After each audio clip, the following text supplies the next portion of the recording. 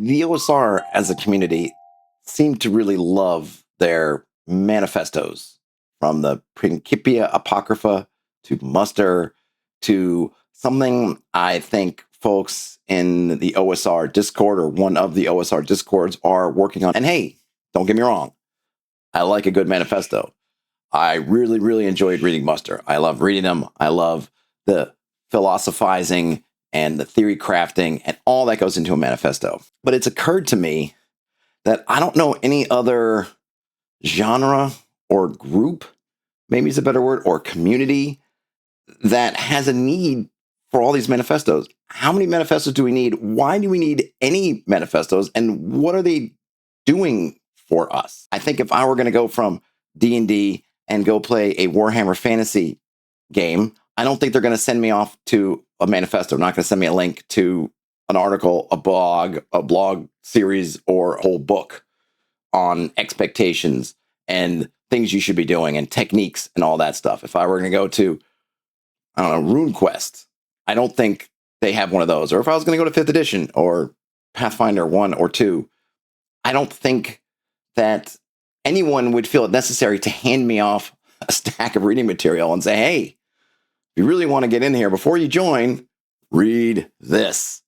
So why do we have multiples of these in the OSR? Why do we feel the need to continue to create them? Although I do love them. I don't really want to stop anyone from making them if they want to. But where does that need come from? And I've been thinking about this and really just thinking overall about tools that we have and what can we really use to welcome people to the game or to make ourselves welcome in somebody else's game, which I think is what all these manifestos are all about.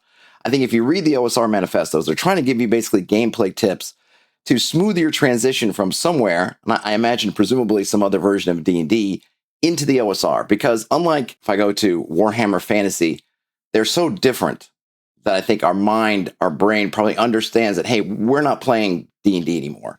So whatever D&D had, what we did that was working in D&D, there's no even reason to even apply it here because this is something completely different. But if we're going from 5th edition to old school essentials, which is BX, just an earlier version of D&D, then maybe in our brains we think about, well, hey, they're all D&D, right? It's all D&D. So everything that worked for me, that was how everything worked in 5th edition and 5th edition's mechanics, or 5th edition's just the sort of community thought process and everything, it's the same. And so we have to stop and say, no, it's not the same. The OSR, one time maybe at the very beginning, was kind of one or a few things that were all fairly similar. That's no longer the case now. And if folks have been going back and forth over whatever the OSR means, I've given up on that a couple of years ago. But it's that broad of a thing that what really can a single manifesto tell us about every game that we might run across that bills itself as OSR, or somebody else bills it as OSR, and what's OSR for them might not be OSR for us. And so how can we even have a particular manifesto that covers all of that? And again, why do we need it? And I think the overwhelming rule, the one rule that I think we really need, the one rule that I think really makes all these manifestos superfluous, but again, I enjoy them, don't get rid of them, but is just to be open to whatever game you're joining. If you come to sit down in a game, at a con, at a store, at somebody's house, just don't bring in all your preconceptions. Because if you come in with an open mind and just be open to whatever the game is, I think you're going to do okay. Let me give a story that maybe illustrates this point. A long time ago, I joined someone's play by Discord kind of game. So it wasn't quite play by post, play by chat, maybe you would call it. He was doing, I think it was Swords and Wizardry, but with the advanced stuff, but basically Swords and Wizardry. He had recruited me and a few other players, and I was the only player with any kind of old school or OSR experience.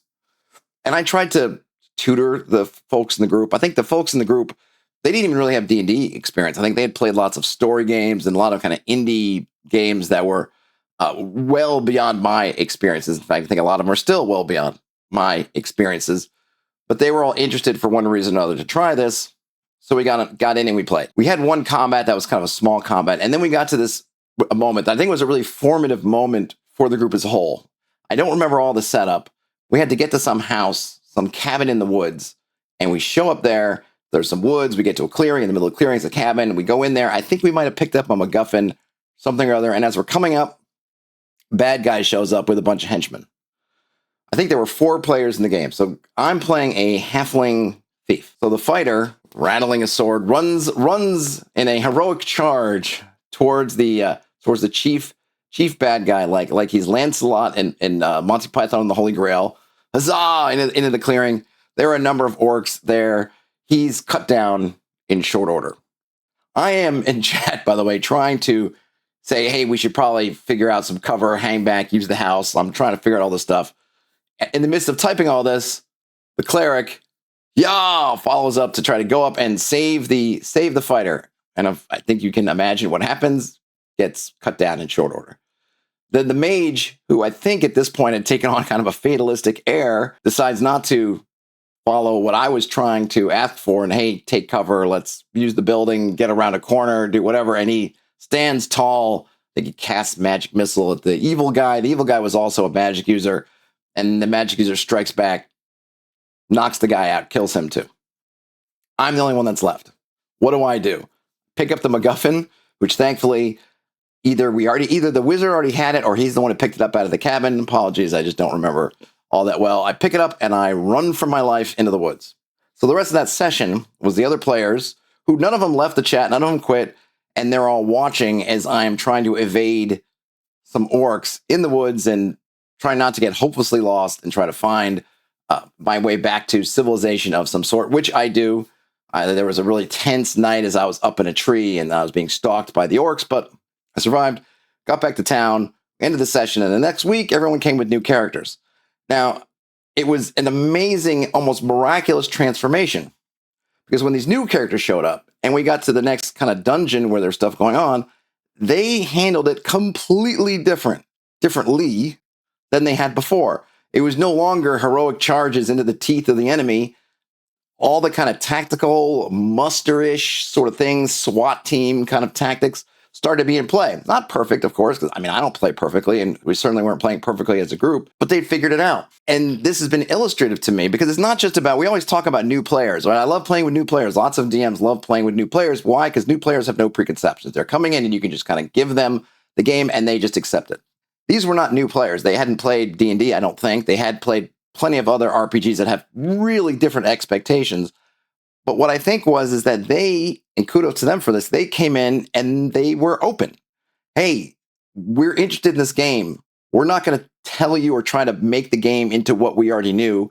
We're going to be open to the game and everything, kind of presenting and taking it in and then reacting in kind, right? We're going to be open to this particular experience in this particular game and not trying to bend it into experiences we've already had. So when they saw what happened, yeah, they made mistakes. Yeah, their characters got killed. But when they came back, they had a much different idea about what to do. Something had clicked. They had gotten it, right? Experience is that great teacher. They'd experienced it. You could argue, probably would be correct in saying, well, if they'd read the Principia Apocrypha, if they'd read Muster, they wouldn't have lost those characters. Maybe they would not have. They might also have been intimidated by those and said, whoa, like we really got to get all this in. I mean, this might be to some people, might be like to me when someone says, here's my 10-page backstory I'd like you to read and pull from into the campaign. And I go, ooh, maybe this is to them going, oh my gosh, why do I really need to read some kind of wargaming essay to play this game? And you don't, because when I was a kid, first playing BX, I did not have a wargaming background. Plenty of people have had tons of fun while having it. And yes, they were inefficient. Maybe we all could have lived, but lessons were learned. And the most important thing is fun was had and the game went on. But I think the difference is between maybe this group and some other groups is that this group of players was open. And that's really my one rule. Be open. Come into the game and be, hey, I'm open to whatever you're going to give me, game. I'm not going to come in. I'm not going to try to shoehorn what I already think or already know. I'm going to let the game demonstrate what it is. And if the game doesn't do that, then that's probably a fault with the game. Or if the referee, the game master, whoever's running the game doesn't do a good job of explaining it, then that's on them. But I'm doing my part in saying, listen, I'm going to listen. I'm going to listen, you telling me what the game is, and I'm going to be open to that, and I'm going to accept it. I'm going to try to play with good faith in whatever that framework happens to be. And I'm not going to say, well, I played D&D 5th edition, that's how D&D 5th edition was, because that doesn't matter. We're not playing D&D 5th edition, we're playing BX, or we're playing Warhammer Fantasy. And if we can just train ourselves to do that, then I don't think we need these manifestos. I don't think we then need to go into threads and Reddit and someone saying whatever and say, here, you know what you need to do is have all your players read this 30-page manual. Like, that's great. If you want to do that, if you want to read those 30-page manuals, I want to. Awesome. Let's read them. We can read them together. But it shouldn't be some prerequisite or something that we need. I think as players, as GMs, as everybody, if we can just follow the one rule, which is just be open to the experience at the table as it is, then we're going to be ready to play any game. We don't need to train ourselves for the OSR. We'll just play the OSR. And yeah, we're going to be inefficient and we might die. But part of the thing that's part of the game, part of that structure that we should be told about and be accepting is that, yeah, characters are going to die. So if we've gotten on board with that, if we've been open to that, then when it happens, it happens. We learn from it and we go on, and maybe our next guy will live longer than our first guy. But if we fight it, then suddenly people have to try to overcome whatever resistance. And this is where the manifestos, and I think a lot of these pieces come in, is how can we break down or overcome that resistance? And that's certainly not a bad thing. But why do we need to have resistance? When I go to sit at a game, I want to play the game. I want to see that experience that's there. And the only thing that's inhibiting it is me, probably, because if I go in and I'm going to go play a Vampire the Masquerade game, but I'm determined that it has to be like Strahd from D&D and Ravenloft, I'm going to have a bad time, probably. At least mismatched expectations. And there's no one, it's not going to be anyone's fault but mine. And what we could do as players, as participants, is be open. And then if we're open and communication fails and other kinds of support tools fail, then we can look and say, hey, what do we really need to do? We need to be better about explaining what the game is, or we got to be better about explaining or showcasing the mechanisms or whatever. But we can do our part.